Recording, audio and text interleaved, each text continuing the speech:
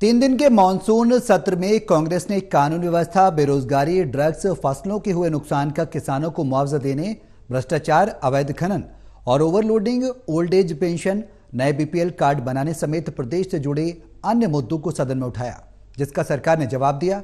हरियाणा की पूर्व मंत्री और कांग्रेस विधायक किरण चौधरी ने बताया कि अगर सत्र की अवधि लंबी होती तो प्रदेश से जुड़े अन्य मुद्दों को भी उठाया जा सकता था। वहीं उन्होंने विधानसभा को पेपरलेस करने और घर घर झंडा फहराने के सरकार के प्रयास की भी सराहना की। 3 दिन के मानसून सत्र में कांग्रेस ने क्या मुद्दे उठाए, इस बारे में खास बातचीत की हमारे संवाददाता अनिल कुमार ने पूर्व मंत्री और कांग्रेस विधायक किरण चौधरी से। 3 दिन के मानसून सत्र में कांग्रेस ने क्या मुद्दे उठाए, इस मेरे साथ हैं पूर्व मंत्री एवं कांग्रेस विधायक किरण चौधरी। इनसे जानते हैं कि कांग्रेस ने सदन में क्या मुद्दे उठाए हैं। जी,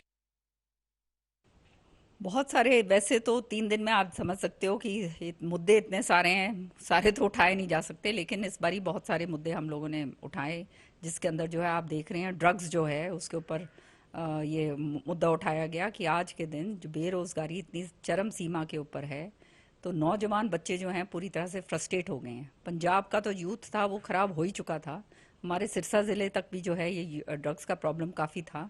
लेकिन अब जो है इस बारी मैंने जब गांव-गांव के अंदर मैंने दौरे करे, यहाँ भी हमारे इस तरफ भी जो है ये जो हमारा सदर्न हरियाणा है, वहाँ भी मुझे हैरानगी हुई है जान के कि जो बच्चे जो हैं ये चिट्ठा और ये जो दूसरा ड्रग्स है वो पूरी तरह से जो है उसका सेवन करने लगे हैं।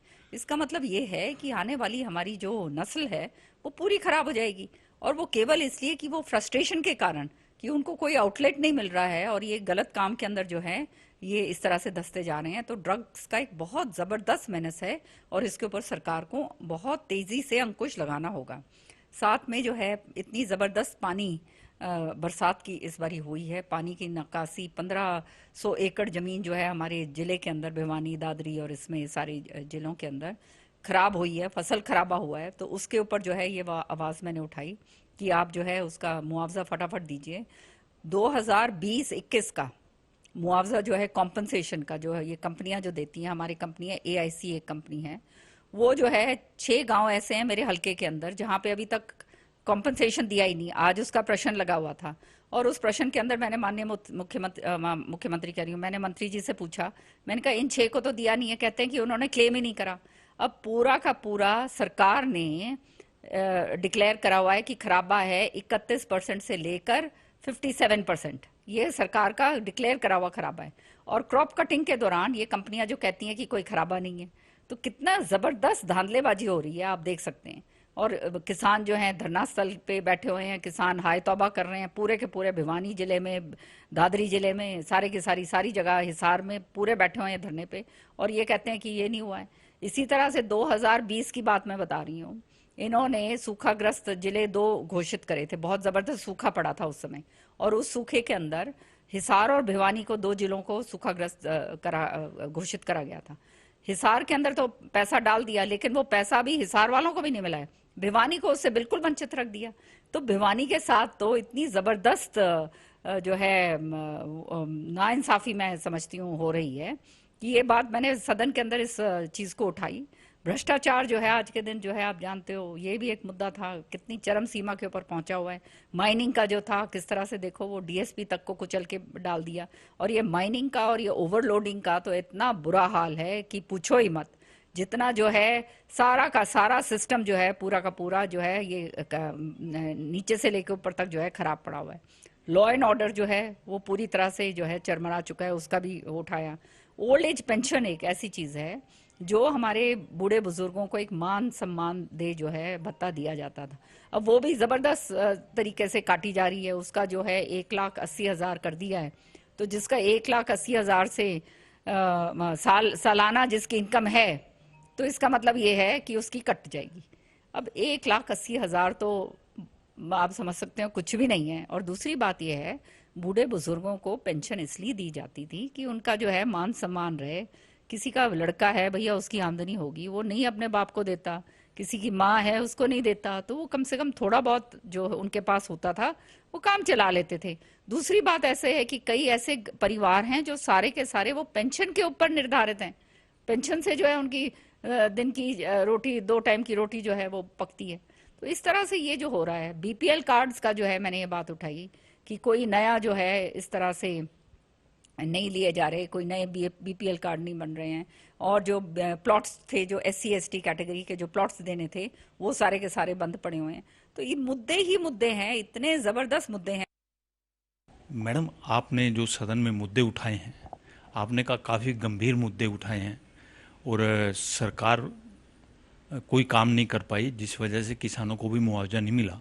तो सरकार ने कोई तो अच्छे काम किए होंगे।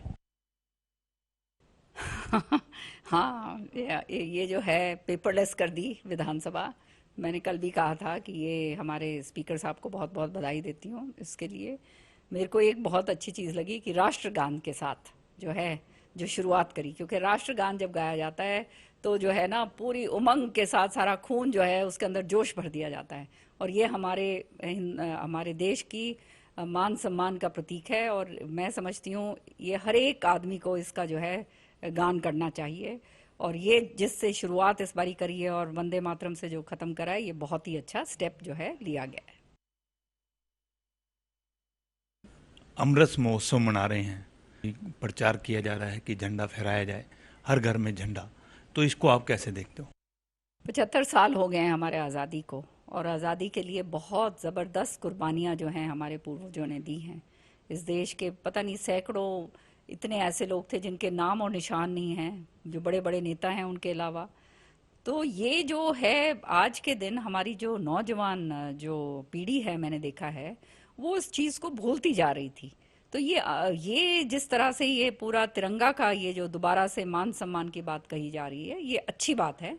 और ये हर एक हिंदुस्तानी के जहन के अंदर होनी चाहिए कि सबसे पहले हमारा देश है, सबसे पहले हमारा तिरंगा है, और उसके बाद सारी चीजें हैं। जब देशभक्ति अपने खून के अंदर होगी तभी हम आगे बढ़ पाएंगे।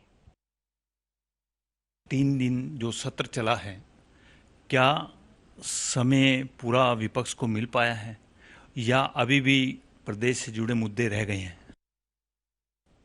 नहीं, ये बात मैं ज़रूर कहूँगी कि इतने सारे हम विधायक हैं और हमारे जो स्पीकर साहब हैं पूरा समय देने की कोशिश करते हैं, और जितना जो है हो सकता है उतना कोशिश पूरी करी जाती है। अब हर एक को तो जो है इसके अंदर एडजस्ट नहीं करा जा सकता, लेकिन बात हाँ यहाँ आती है कि सदन अगर लंबे अरसा थोड़ा चले तो हम सारे मुद्दे उठा पाएं। अब छोटे सदन की जो अवधि है उसके अंदर जो है बहुत ही ज़्यादा अहम मुद्दे हैं वही उठा पाते हैं, बाकी मुद्दे हम नहीं उठा पाते हैं। तो अच्छा होगा कि ये परंपरा भी जो है ये सरकार डाले कि सदन कम से कम 1 हफ्ते के लिए चले, तो सारे के सारे संतुष्ट होकर निकलेंगे। ये थे मेरे साथ पूर्व मंत्री एवं कांग्रेस विधायक किरण चौधरी। इन्होंने बताया कि 3 दिन के चले सत्र में कांग्रेस ने कई मुद्दे उठाए हैं। इसके साथ साथ इन्होंने ये भी कहा कि अगर सत्र लंबा होता तो प्रदेश से जुड़े अन्य मुद्दों को भी उठाया जा सकता था। Anil Kumar, total news, Chandigarh.